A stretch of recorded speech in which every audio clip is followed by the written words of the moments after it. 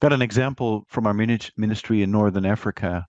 I won't mention exactly, where that is, but we were able to meet this small group who is doing our Bible-based literacy program.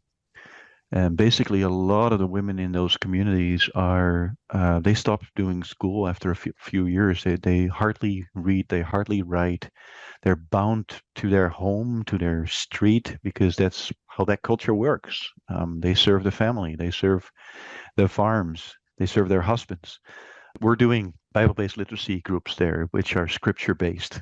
The women that go there have an opportunity to read and to write, and they have an opportunity to get to know Jesus Christ through that material.